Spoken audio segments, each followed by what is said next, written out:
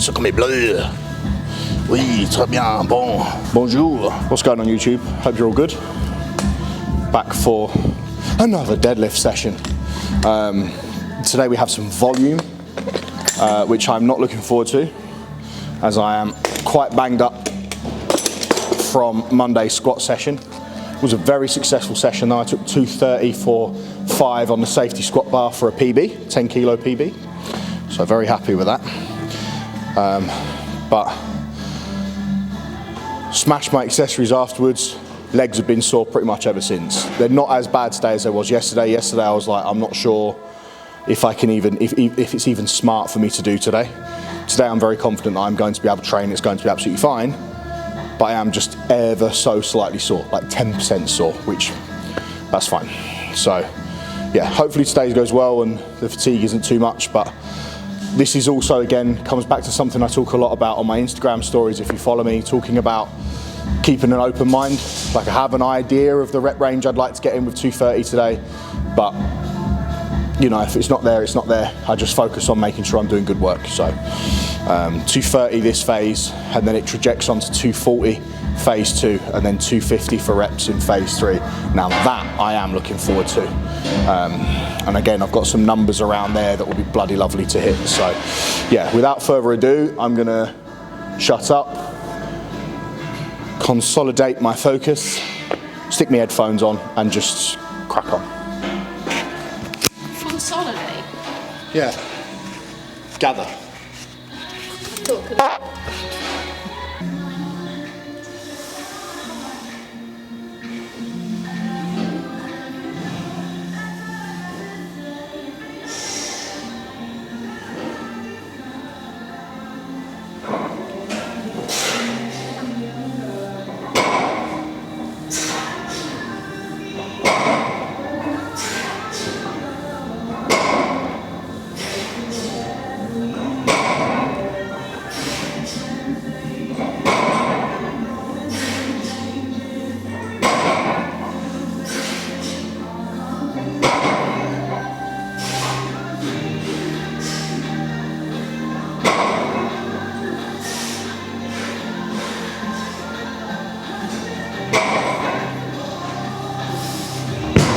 Got 10, wanted 10, got 10.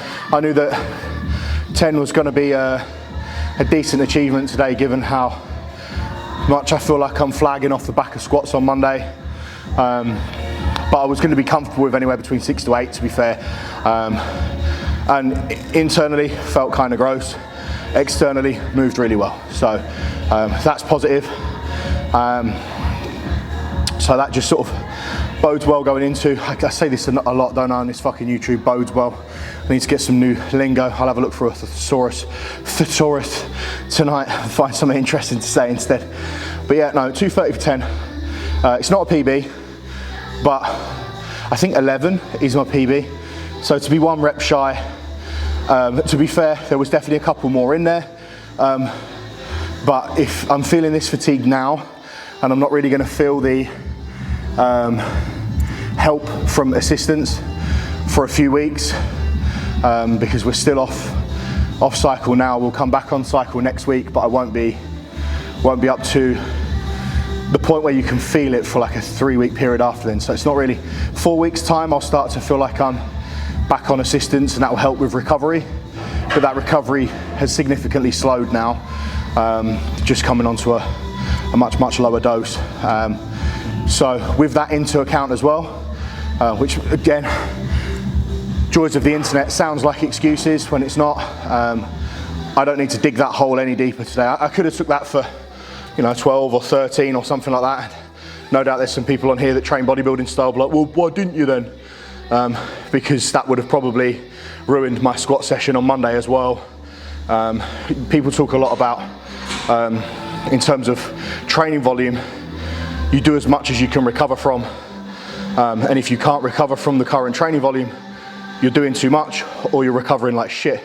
And at the moment, like, my recovery is dampened because of drugs, but my volume is just on the higher side. But that shouldn't matter, because in a few weeks time, my recovery variables increase. So I'm just trying to continually be smart. It's a common theme that I do where I'm trying to be as smart as possible as I work through. So leaving a couple of extra reps in the tank there as opposed to my typical 1 rep will benefit me and help me project strength moving forward. So, right, back into our usual back work, and I'll chat some shit as I float around and crack on with the normal stuff.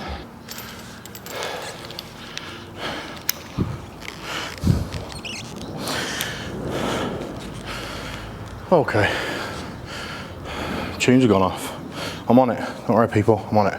What we're saying about the outfit, brand new Elite FTS undershorts for deadlifts. Great little tip I can give you, especially strong men, is get used to wearing really thin undershorts when you deadlift, or like I normally do, I wear my singlet with the arms, like sleeves rolled down or torso rolled down, so you don't catch traction on your thighs.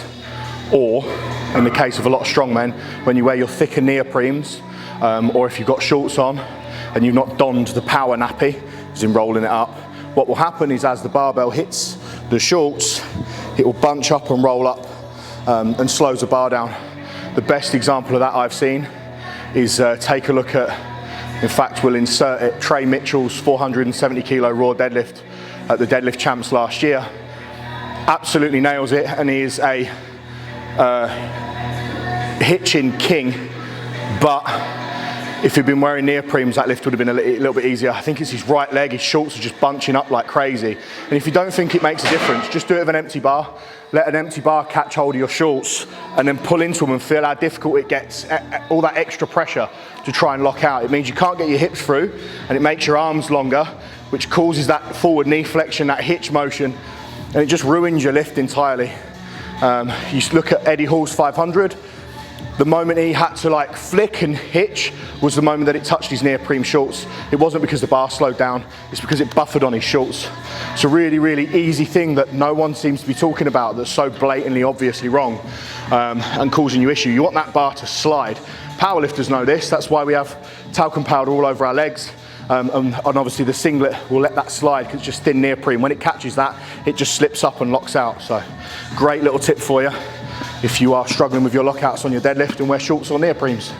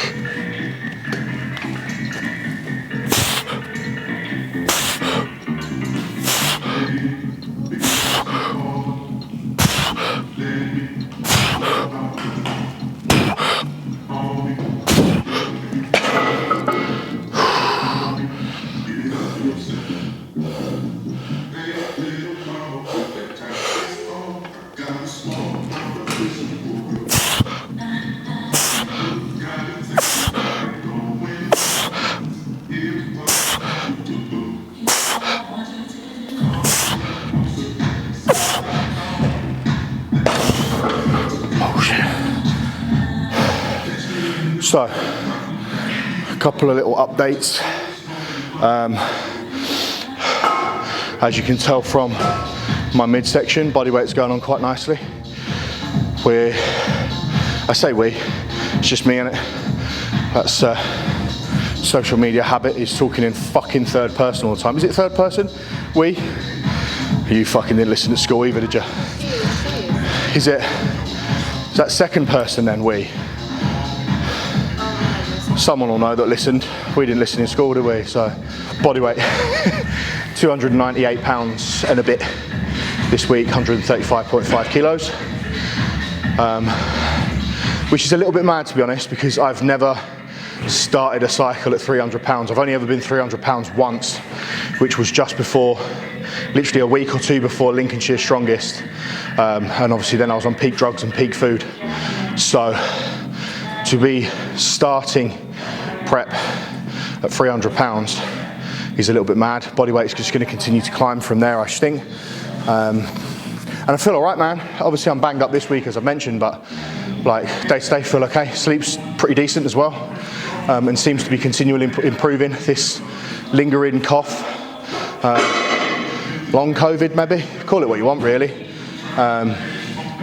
seems to be 98% gone. Every now and then I'll cough, like maybe once or twice a day, a little cough, and I'm like, oh, it's still there a little bit, but barely noticeable. My gas tank's pretty decent, my boxing's going fairly well. Just got this gripe in my adductor to deal with, but yeah, that's all in a really, really nice spot and is very, very exciting.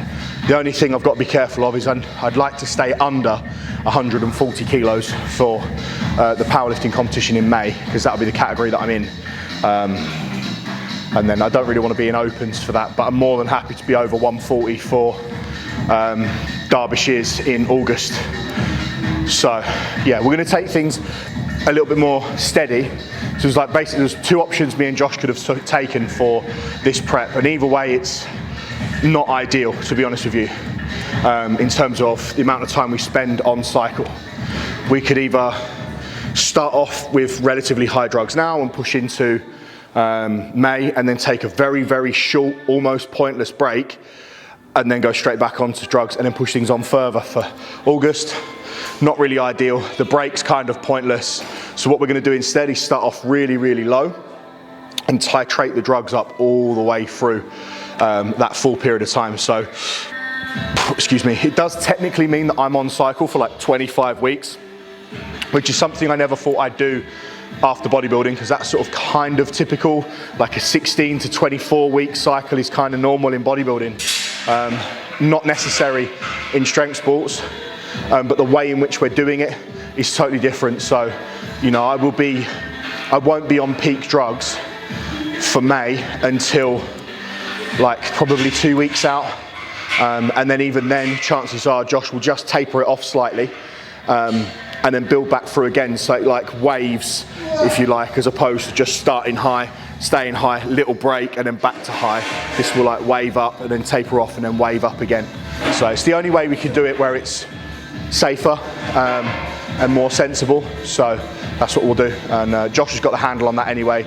I will get some blood work done as well, just to make sure that's all good and everything's safe to carry on doing what we're doing. Right, anyway, back to this shit.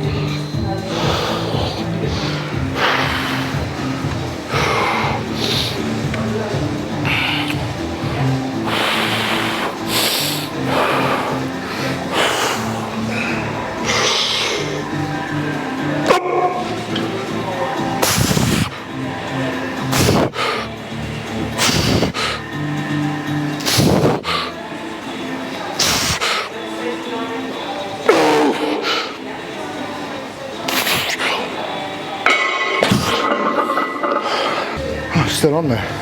Quite happy with that.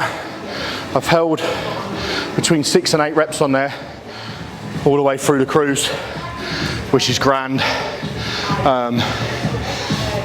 So just as more food, more body weight goes on, a little bit of drugs goes in, that just gets better.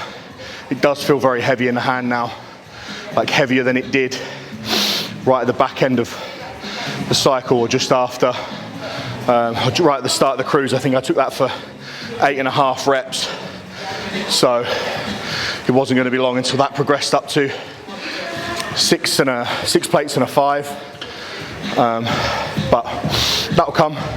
I am aware that my form on that is very sort of lean back and a little bit rotational, because that is really just about holding and managing load, and then we tidy up a little bit on here and lock in a little bit more, and then upper back and done. So All right, what I'm gonna do, guys, is I'm gonna wrap this up here as we are a little bit pressed for time today, to my frustration, but hey ho. Thank you once again for watching. Sorry if this wasn't overly interesting. I tried to make it as interesting for you as I can. I've even dressed up like a fat Power Ranger for you, so it is what it is. If you haven't already, like, comment, subscribe. Till next time, peace, love and cake.